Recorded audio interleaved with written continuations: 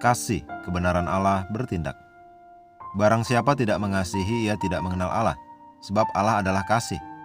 Dalam hal inilah kasih Allah dinyatakan di tengah-tengah kita, yaitu bahwa Allah telah mengutus anaknya yang tunggal ke dalam dunia, supaya kita hidup olehnya.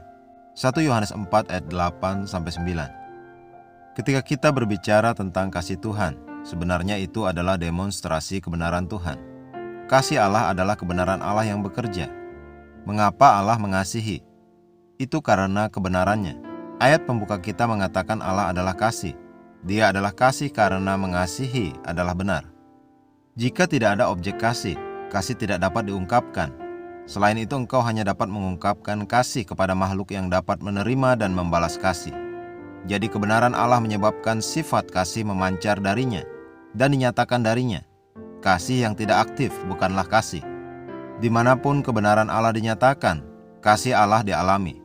Oleh karena itu, ketika engkau melihat seorang saudara atau saudari yang tidak berjalan dalam kasih, itu karena mereka tidak memahami kebenaran Allah.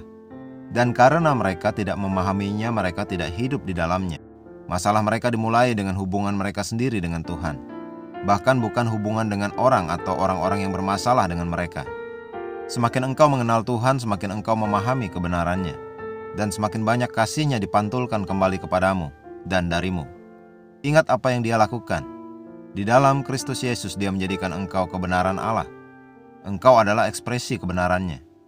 Jika itu benar, bagaimana mungkin engkau tidak berjalan dalam kasih? Allah adalah kasih.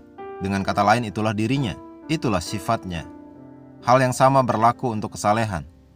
Tuhan itu adil, itulah sifatnya. Jadi ketika kita mengajar orang-orang tentang berjalan dalam kasih, itu benar-benar untuk bayi rohani di dalam Kristus. Engkau belum dewasa di dalam Kristus sampai engkau benar-benar berjalan di dalam kasih.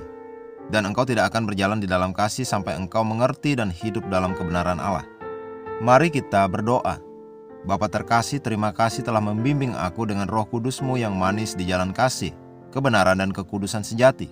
Semakin aku mengenal-Mu Tuhan, semakin aku memahami dan mencari penegakan kebenaran-Mu di bumi dan di hati manusia.